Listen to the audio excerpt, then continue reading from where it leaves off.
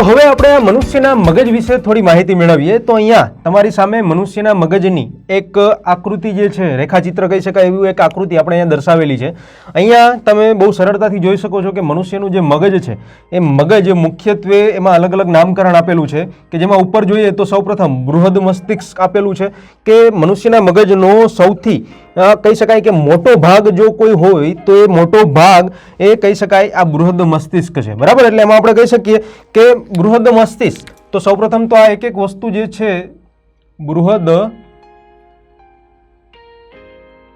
મસ્તિષ્ક, આ બૃહદ મસ્તિષ્કની આપણે વાત કરીએ કે જે અહીંયા તમને આકૃતિમાં દર્શાવેલું છે તો બૃહદ મસ્તિષ્ક એ જે મનુષ્યનું મગજ છે મનુષ્યના મગજનો સૌથી મોટો ભાગ આપણે આ બૃહદ મસ્તિષ્કને કહી શકીએ છીએ।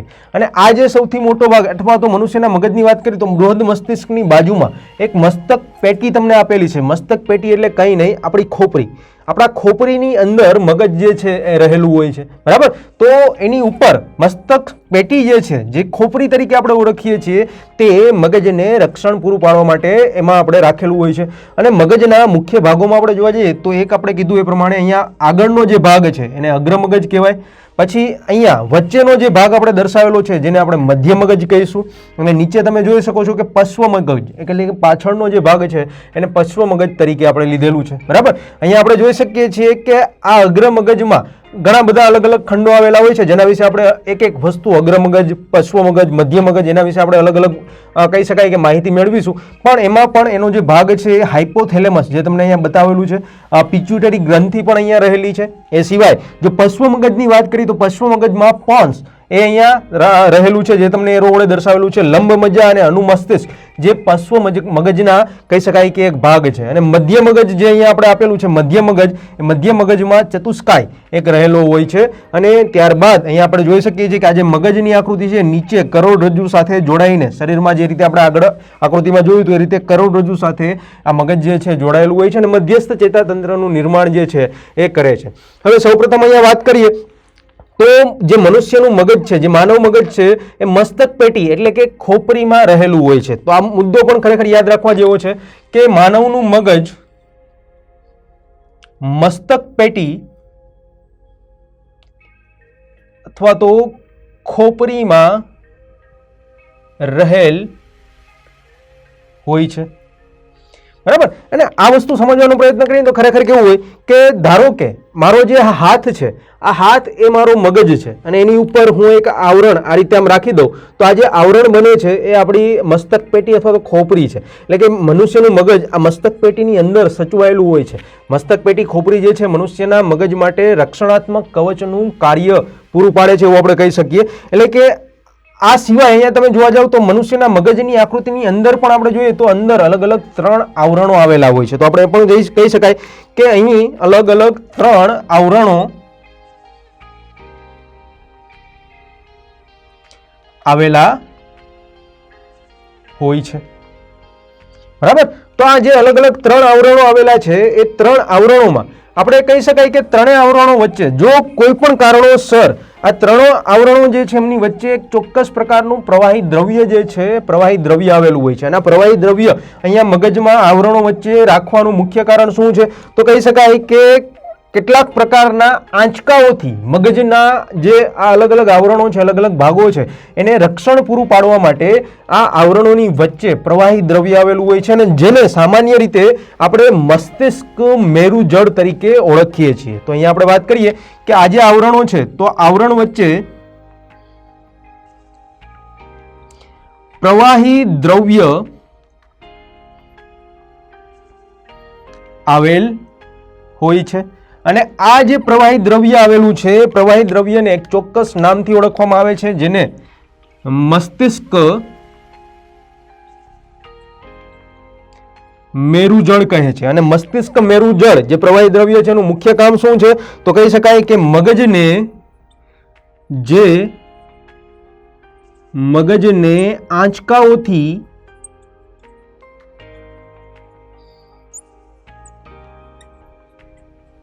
બચાવે છે, બરાબર. એટલે કે એ જે છે મગજને આંચકાઓથી બચાવે છે. અને હજુ જો આપણે વાત કરીએ તો ખરેખર આ મનુષ્યનું જે મગજ છે કેનું બનેલું છે? અલગ અલગ આવરણો તો આવેલા છે, પણ જો અહીંયા આપણે મહત્વની વાત યાદ રાખવાનો પ્રયત્ન કરીએ તો મનુષ્યનું મગજ જે છે એ અલગ અલગ ચેતાપેશીઓનું બનેલું છે. ચેતાપેશીઓ એટલે શું? તો આપણે આગળ ભણી ગયા. ચેતાપેશીઓ એટલે બીજું કંઈ નહીં, ચેતાકોષો જે છે એ ચેતાકોષોનું જે જટિલ રચના છે, ચેતાકોષો એક કરતાં વધારે ચેતાકોષો ભેગા થઈને એક જટિલ રચના જે બનાવે છે એને ચેતાપેશી કહેવામાં આવે છે. અને મનુષ્યનું જે મગજ છે એ મગજ ખરેખર અલગ અલગ ચેતાપેશીઓનું બનેલું છે. અને આપણે સામાન્ય રીતે મગજની કોઈ એવી બીમારી અથવા તો એના માટે આપણે જોઈએ તો ન્યુરોલોજીસ્ટ પાસે જતા હોઈએ છીએ. તો આ જે મનુષ્યનું મગજ છે એમાં જે અલગ અલગ ચેતાપેશીઓ આવેલી છે, બરાબર, તો એ ચેતાપેશીઓનું બનેલું છે. તો અહીંયા આપણે કહી શકીએ કે આ ચેતાપેશીમાં 100 બિલિયન જેટલા ચેતાકોષો એટલે કે ન્યુરોન્સ જે છે એ મનુષ્યના મગજમાં આવેલા હોય છે. અને એના દ્વારા જ અલગ અલગ સંદેશાઓનું પૃથ્થકરણ થઈને એ માહિતી જે છે શરીરના મધ્યસ્થ ચેતાતંત્ર દ્વારા એટલે કે મગજ અને કરોડરજ્જુ દ્વારા જે અલગ અલગ ચેતાકોષો છે એના દ્વારા શરીરના અલગ અલગ અંગો સુધી આ માહિતી, આ સંદેશા જે છે એ મોકલવાનું કાર્ય મગજ દ્વારા થાય છે. ને એટલા માટે જ મગજને આપણે મનુષ્યના શરીર માટેનું મુખ્ય સંકલન કેન્દ્ર છે એવું આપણે કહી શકીએ છીએ, બરાબર. હવે અહીંયા આપણે આ મગજ વિશે થોડી ઘણી માહિતી તો મેળવી, પણ અહીંયા આપણે જે આકૃતિમાં જોઈ શકીએ છીએ કે મનુષ્યના મગજમાં એક અગ્ર મગજ છે, એક મધ્ય મગજ છે અને બીજું એક પશ્વ મગજ છે. તો આ ત્રણ મગજના જે ભાગો છે, અગ્ર મગજ, મધ્ય મગજ અને પશ્વ મગજ, એ ત્રણે અલગ અલગ જે વિસ્તારો છે એ વિસ્તારો એક ચોક્કસ કાર્ય કરવા માટે રહેલા હોય છે. તો હવે આપણે એક પછી એક આ મગજના જે 3 અલગ અલગ ભાગો છે એ ભાગો વિશે પહેલા માહિતી મેળવીએ અને ત્યારબાદ એ અલગ અલગ ભાગો કયા પ્રકારના કાર્યો કરે છે એ આપણે સમજવાનો પ્રયત્ન કરીએ. તો મનુષ્યના મગજમાં જ રહેલા જે 3 અલગ અલગ ભાગો છે જે આપણે તો અહીંયા જોયા, એ સિવાયનું વર્ગીકરણ કરવું હોય તો કહી શકાય કે મગજના જે મુખ્ય 3 ભાગો છે, 3 ભાગોમાં અગ્ર મગજ, મધ્ય મગજ અને પશ્વ મગજ, આ 3 અલગ અલગ ભાગોમાં આપણે મગજને વિભાજિત કરી શકીએ છીએ. મગજના કહી શકાય કે વર્ગીકરણ છે 3 ભાગોમાં આપણે એને ડિવાઈડ કરી શકીએ છીએ. એટલે કે અગ્ર મગજ અહીંયા આપણે જોઈ શકીએ છીએ કે મગજનો જે આ આગળનો ભાગ છે જેને આપણે અગ્ર મગજ તરીકે ઓળખીએ છીએ, જે મગજનો વચ્ચેનો ભાગ છે જે આપણે અહીંયા એરો દ્વારા દર્શાવેલો છે તેને આપણે મધ્ય મગજ તરીકે ઓળખી શકીએ છીએ. અને પશ્વ એટલે કે અહીંયા આપણી મગજની પાછળનો જે ભાગ છે જે અહીંયા નીચે દર્શાવેલો છે એને આપણે મગજના પશ્વ મગજ તરીકે એને ઓળખીએ છીએ. એટલે કે આ 3 ભાગોમાં મગજને, માનવ મગજને આપણે વિભાજિત કરી શકીએ છીએ. અને હવે આપણે આ 3 ભાગો વિશે વિસ્તૃત માહિતી મેળવવાની છે. તો સૌપ્રથમ આપણે અગ્ર મગજ, એમાં આ જે આગળનો ભાગ છે, અગ્ર મગજનો જે આગળનો ભાગ છે એમાં કઈ કઈ વસ્તુ આવેલી હોય છે અને અગ્ર મગજના આ ભાગમાં કેવા પ્રકારની સંવેદનાઓ છે, સંવેદનાઓ માટે એ ભાગ અગ્ર મગજમાં રહેલા જે વિસ્તાર છે, જે ભાગો છે, કાર્ય કરે છે, એના વિશે આપણે માહિતી મેળવીએ. તો હવે સૌપ્રથમ માનવ મગજનો જે પહેલો ભાગ છે એટલે કે અગ્ર મગજ, તેના વિશે આપણે વાત કરવાની છે. હવે માનવ મગજના જે 3 ભાગ છે એમાંથી સૌથી વિચારવાવાળો જે ભાગ છે અથવા તો કહી શકાય કે મુખ્ય વિચારવાવાળો જે ભાગ કહી શકાય એ છે માનવ મગજનો અગ્ર ભાગ. અને આ માનવ મગજના અગ્ર ભાગમાં અલગ અલગ ગ્રાહી એકમો દ્વારા જે સંવેદનાઓ આવે છે, સંવેદનાઓનું પૃથ્થકરણ અહીંયા કરવામાં આવે છે. એટલે કે અગ્ર મગજનો જે ભાગ છે, આપણે આગળ મગજની આકૃતિમાં જોયું હતું, એ અગ્ર મગજના ભાગમાં અલગ અલગ વિસ્તારો આવેલા હોય છે, અલગ અલગ ખંડો આવેલા હોય છે અને જેની અંદર અલગ અલગ સંવેદનાઓ જે છે, સંવેદનાઓનું પૃથ્થકરણ, એ માહિતી જે છે એ ત્યાં એની માહિતી મેળવીને એની સાથે સંકલન સાધવાનું કાર્ય જે છે અગ્ર મગજમાં કરવામાં આવે છે. તો સૌપ્રથમ અગ્ર મગજમાં પણ એક મહત્વનો ભાગ છે જે છે બૃહદ મસ્તિષ્ક.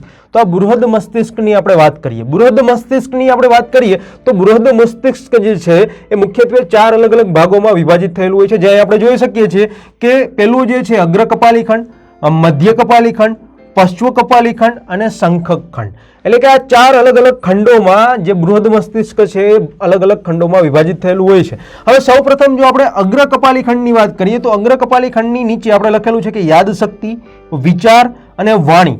એટલે કે અહીંયા અગ્ર કપાલી ખંડ, બૃહદ મસ્તિષ્કનો જે અગ્ર કપાલી ખંડનો ભાગ છે એ ખરેખર મનુષ્યની યાદશક્તિ સાથે, મનુષ્યની વિચારવાની શક્તિ સાથે અને વાણી એટલે કે આપણે જે બોલીએ છીએ એ બોલી સંબંધિત જે સંવેદનાઓ છે, બોલી સંબંધિત જે પ્રતિક્રિયાઓ છે, એ બધી જ ક્રિયાઓનું સંકલન અને એનું જે કાર્ય જે થાય છે એ અગ્ર મગજના અગ્ર કપાલી ખંડમાં આ બધી ક્રિયાઓ જે છે, આ બધી સંવેદનાઓ છે, એ સંવેદનાઓ સાથે અગ્ર કપાલી ખંડ એ સંકળાયેલો હોય છે. ત્યારબાદ આપણે વાત કરીએ તો કે મધ્ય કપાલી ખંડ. મધ્ય કપાલી ખંડમાં મુખ્યત્વે સ્પર્શ, ગંધક, તાપમાન એટલે કે મધ્ય કપાલી ખંડ છે એ મુખ્યત્વે સ્પર્શ એટલે કે સ્પર્શ સંબંધિત જે સંવેદનાઓ છે એનું પૃથ્થકરણ, પછી ગંધક, ગંધક એટલે કે જે આપણે સુગંધ લઈએ છીએ, જે નાક મારફતે અલગ અલગ પ્રકારની સુગંધો, અલગ અલગ પ્રકારની વાસો જે આપણે લઈએ છીએ, ગંધકની જે સંવેદનાઓ છે અને સાથે સાથે તાપમાનને લગતી જે સંવેદનાઓ છે એ બધી જ સંવેદનાઓ આ મધ્ય કપાલી ખંડ સાથે સંકળાયેલી હોય છે. ત્યારબાદ આપણે આગળ જોઈએ તો બૃહદ મસ્તિષ્કનો ત્રીજો ભાગ, ત્રીજો ખંડ એ છે પશ્વ કપાલી ખંડ કે જે દ્રષ્ટિ એટલે કે આપણે આપણી આંખો દ્વારા જે વસ્તુને જોઈએ છીએ તો આ દ્રષ્ટિને ધ્યાનમાં રાખીને જેટલી પણ સંવેદનાઓ છે જે આપણે જોઈએ છીએ, માહિતી એ સંદેશો છે, એનું પૃથ્થકરણ છે, એ બધી જ માહિતી, એ બધી જ આ દ્રષ્ટિ સંબંધિત જે સંવેદનાઓ છે, સંવેદનાઓ સાથે આ પશ્વ કપાલી ખંડ જે છે અગ્રમગજનો ભાગ, એ પશ્વ કપાલી ખંડ એમાં સંકળાયેલો હોય છે. અને ત્યારબાદ આપણે જો છેલ્લો ખંડ, છેલ્લો ભાગ અગ્રમગજનો વાત કરીએ તો એ છે શંખક ખંડ એટલે કે શ્રવણ શક્તિ, આપણી સાંભળવાની જે શક્તિ છે, સાંભળવાની જે સંવેદના છે, એ સંવેદના સંબંધિત જે કંઈ ક્રિયાઓ છે એ ક્રિયાઓ સાથે આ અગ્રમગજનો શંખક ખંડ નામનો જે ભાગ છે એ સામાન્ય રીતે સંકળાયેલો હોય છે. તો આ અગ્રમગજનો બીજો એક અગત્યનો જે ભાગ છે, આ બૃહદ મસ્તિષ્કના જે ચાર અલગ અલગ ખંડો, અગ્ર કપાલી ખંડ, મધ્ય કપાલી ખંડ, પશ્વ કપાલી ખંડ અને શંખક ખંડ, એ કયા કયા પ્રકારની સંવેદનાઓ સાથે સંકળાયેલા છે તો આપણે જોયું કે આ બધા પ્રકારની જે સંવેદનાઓ છે આ અલગ અલગ અગ્રમગજના અલગ અલગ વિસ્તારો દ્વારા એ આપણા મગજ સુધી એ સંવેદનાઓ પહોંચે છે. એટલે કે ત્યાં સુધી પહોંચી ગયા બાદ અલગ અલગ ખંડોમાં એ સંવેદનાઓ પહોંચે છે, ત્યાં એનું પૃથ્થકરણ થાય છે અને એને એની પ્રતિક્રિયા રૂપે જે સંદેશો મોકલાવાનો હોય છે, સંદેશો આમના દ્વારા મોકલવામાં આવે છે, બરાબર, મધ્યસ્થ ચેતાતંત્ર એટલે કે આપણે કીધું પરિઘવર્તી ચેતાતંત્રનો ઉપયોગ કરીને. એ સિવાય પણ અગ્રમગજમાં એક મહત્વનો ભાગ જે છે રહેલો છે જે થેલેમસ, એ પણ આપણે મગજની આકૃતિ જોઈએ એમાં થેલેમસ વાળો ભાગ જે છે આપણે દર્શાવેલો હતો અગ્રમગજના ભાગમાં. તો અહીંયા થેલેમસમાં પણ, થેલેમસની અંદર બીજો એક ભાગ રહેલો છે જેને સામાન્ય રીતે આપણે હાઇપોથેલેમસ તરીકે ઓળખીએ છીએ. હવે આ હાઇપોથેલેમસ કયા પ્રકારની સંવેદનાઓ સાથે સંકળાયેલું છે જાણતા પહેલા એક પ્રશ્ન આપણે તમને પૂછીએ કે સામાન્ય રીતે તમે જ્યારે કોઈ પણ પ્રકારનો ખોરાક લેતા હો ત્યારે આપણે એવી જ વાત કરી કે આપણે જમીએ છીએ તો આપણને ક્યારે ખબર પડે છે કે આપણે જમીએ છીએ તો આપણું પેટ જે છે ભરાઈ ગયું, બરાબર? એના માટે કંઈ અલગથી એવું તો કંઈ ના હોય, આપણે જમતા હોઈએ પેટ ભરાઈ જાય તો પણ આપણે બસ હવે નથી જમવું. હવે ક્યારે તમને એવી ખબર પડે છે કે આપણે કોઈ પણ કામ કરતા હોઈએ અથવા તો આપણે ગ્રાઉન્ડમાં રમતા હોઈએ ત્યારે જો તમને તરસ લાગે છે તો આ તરસ લાગવાની ઘટના તમને કેવી રીતે ખબર પડે છે કે તરસ લાગી, બરાબર? તો આ બધી ક્રિયાઓ પણ મગજ દ્વારા જ નિયંત્રિત થતી હોય છે. એટલે કે જ્યારે આપણે જમતા હોઈએ, આપણે ભૂખ લાગે છે અને આપણે જમી લીધા પછી આપણું પેટ ભરાઈ ગયું, આ વસ્તુની ક્રિયાના નિયંત્રણ માટે મુખ્યત્વે જે થેલેમસમાં રહેલું હાઇપોથેલેમસ ભાગ છે એના દ્વારા થાય છે. એટલે કે એમાં આપણે કીધેલું છે કે લોહીના દબાણનું નિયંત્રણ છે, સાથે સાથે ભૂખ લાગવાની ક્રિયા છે, તરસ લાગવાની ક્રિયા છે. તો આવા પ્રકારની જે ક્રિયાઓ છે કે જે સાંભળવાની ક્રિયા કરતાં પણ ખૂબ જ જટિલ ક્રિયા છે, ભૂખ લાગવી એ સાંભળવા કરતાં ખૂબ જ જટિલ કહેવાય કે આપણે ક્યારે ખબર પડે કે ભૂખ લાગી, બરાબર? તો આવા પ્રકારની જે ક્રિયાઓ છે એ ક્રિયાઓ સાથે આવી પ્રકારની સંવેદનાઓ સાથે જે સંકલન સાધે છે એ અગ્રમગજનો થેલેમસ અને એમાં પણ રહેલો જે હાઇપોથેલેમસનો ભાગ છે એના દ્વારા આ પ્રકારની સંવેદનાઓ છે, સંવેદનાઓ પ્રત્યે આપણા મગજને સંદેશો મળે છે અને ત્યારબાદ એ મગજ એ શરીરના એ ભાગ સુધી પાછો એની પ્રતિક્રિયા સ્વરૂપે સંદેશો મોકલાવે છે અને ત્યારે આપણે ખબર પડે છે કે હવે આપણે ભૂખ લાગી. અને ઘણી વખત લોહીનું દબાણ એટલે કે આપણે જેને સામાન્ય રીતે બ્લડ પ્રેશર કહીએ છીએ, તો બ્લડ પ્રેશર ઘણી વખત વધતું હોય, ઘટતું હોય, તો આનું નિયંત્રણ પણ જે મગજમાં, અગ્રમગજમાં ખાસ કરીને જે હાઇપોથેલેમસ રહેલું છે એ હાઇપોથેલેમસ દ્વારા આ લોહીના દબાણનું નિયંત્રણ પણ કરવામાં આવે છે અને ભૂખ લાગવાની અને તરસ લાગવાની જે ક્રિયાઓ છે એનું નિયંત્રણ પણ આ અગ્રમગજના ભાગ હાઇપોથેલેમસ દ્વારા આપણે થતું જોવા મળે છે. ત્યારબાદ હવે આપણે આગળ વાત કરવાની છે જે છે મધ્ય મગજ, એટલે કે અગ્રમગજ બાદ હવે આપણે મધ્ય મગજની વાત કરીશું કે આ મધ્ય મગજ ખરેખર કયા પ્રકારના કાર્યો માટે આપણા મગજમાં રહેલું હોય છે અને સંકળાયેલું હોય છે. તો હવે આપણે જોઈએ મધ્ય મગજ. તો હવે આપણે મગજનો જે બીજો અગત્યનો ભાગ છે મધ્ય મગજ, એ મધ્ય મગજ વિશે માહિતી મેળવવાની છે. આ મધ્ય મગજમાં આપણે કહી શકીએ કે મુખ્યત્વે મધ્ય મગજમાં ચતુષ્કાય એક ભાગ રહેલો હોય છે અને જેનું કાર્ય શું છે, કાર્ય સમજવા માટે આપણે ઉદાહરણ લઈએ કે ઘણી વખત તમે જ્યારે બેઠા હો ત્યારે તમારી સામે કોઈ ભાવતો ખોરાક છે પડેલો હોય, તમને કોઈ વસ્તુ સખત ભાવતી હોય અને એ તમારી સામે હોય તો ઓટોમેટિકલી આપણા મોઢામાં પાણી આવવા માંડે છે, લાળ આવવા માંડે છે. આ જે ક્રિયા છે એને આપણે એક તરફ લઈએ. બીજી વસ્તુ, આપણે જ્યારે શ્વસનની ક્રિયા કરીએ છીએ તો હું અત્યારે ખરેખર તો અહીંયા લેક્ચર લઉં છું, ભણાવું છું, પણ તો પણ મારી શ્વસનની ક્રિયા ચાલુ છે, તો આ શ્વસનની જે ક્રિયા છે જે આપને ખબર નથી તો પણ એ સતત ને સતત ચાલુ છે, બરાબર.